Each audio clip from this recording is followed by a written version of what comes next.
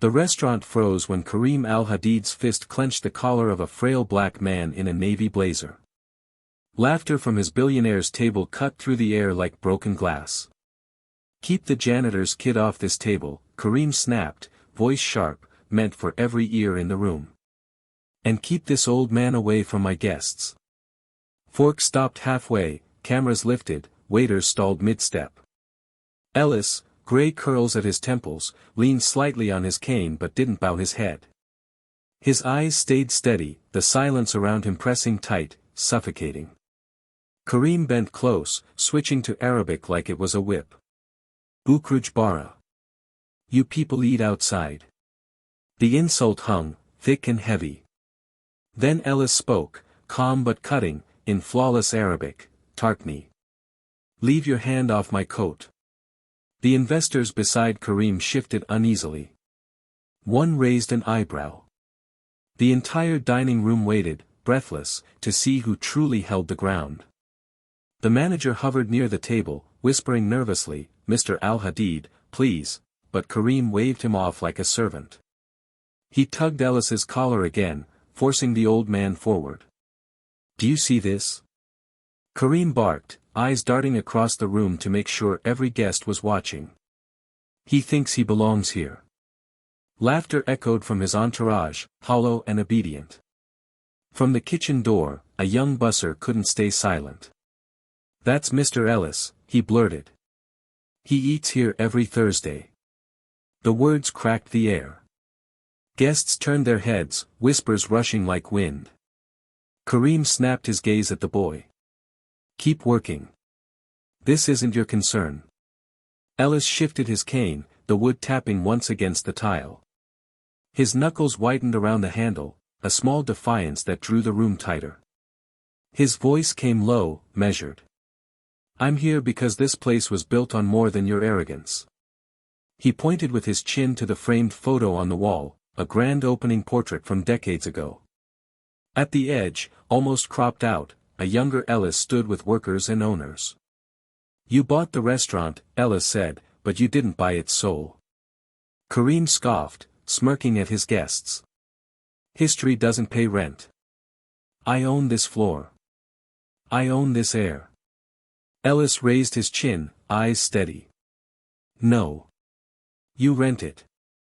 And you forgot to read the lease." Kareem's grin wavered when Ellis pulled a worn leather wallet from his blazer and set it squarely on the white tablecloth. Inside gleamed a badge, its edges frayed but its authority intact, United Nations Interpreter, Arabic-English, 2 decades of service. A second card lay crisp beside it, North Star Properties, LLC. Kareem's hand slipped from Ellis's collar into thin air, the gesture collapsing into nothing. The investor across from him leaned closer, eyes narrowing. "UN?" he asked, voice low but carrying. Ellis answered in flawless Arabic, tone steady, vowels exact. "Man tawada'a lillah rafahu. He who humbles himself for truth is lifted." The words rang out like a bell, and suddenly the entire room was listening. The manager froze. The compliance officer at the bar, hijab pinned neatly, stepped forward. "Section 12.2, she said carefully. Public discriminatory acts void promotional rights. Immediate review."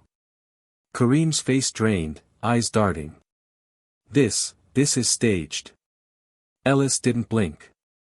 His cane tapped once against the tile, sharp and sure. "Call it."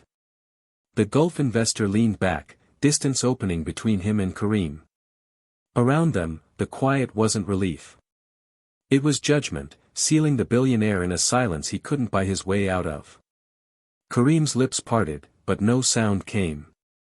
The dining room hung in a silence so thick it pressed on every chest. Ellis broke it with 8 clipped words, "Sit. Or step back." 2 options, neither leaving Kareem room to boast. His knees bent before his pride caught up, sinking into the chair like gravity had chosen for him. The Gulf investor beside him slid his chair a few inches away, the gesture small but louder than any insult. Ellis unfolded a single sheet of paper and placed it on the table, beside the untouched silverware. Addendum, he said evenly. Bias training led by the people who clean your floors. Language access for every worker. And a public apology, recorded in the Arabic you perform but do not respect. Kareem's jaw locked. You think you can dictate terms to me? Ellis's cane tapped again, steady. No. But your partners can. His gaze shifted to the investor. Last week, he used Mubashir when he meant Mustajil. Costly mistake. The investor nodded once, eyes cutting toward Kareem. We noticed. A weight settled in the room. For the first time, Kareem's wealth and titles shrank beneath something he couldn't control, his own words, his own ignorance, mirrored back at him by the very people whose respect he thought he commanded. Ellis tapped his cane once more, the sound sharp as a gavel. Then he folded the wallet shut, slipping the badge and deed back inside with the calm of a man who didn't need to prove anything further. The room didn't clap. It didn't cheer. It simply held still, pressing Kareem into a corner he could no longer buy his way out of. Finally, his voice cracked. I will sign. Ellis didn't smile. He just waited, steady as stone. Kareem swallowed hard, then forced the words out in Arabic, Atakatam bi Itidhar Sarai. I offer a clear apology.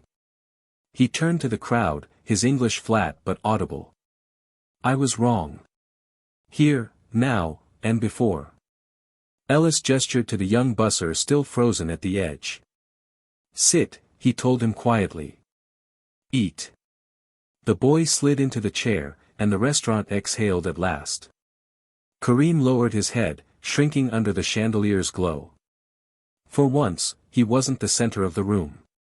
Ellis straightened, cane firm against the floor, and walked away without looking back. Because true power didn't roar. It created space, and demanded others fill it with dignity.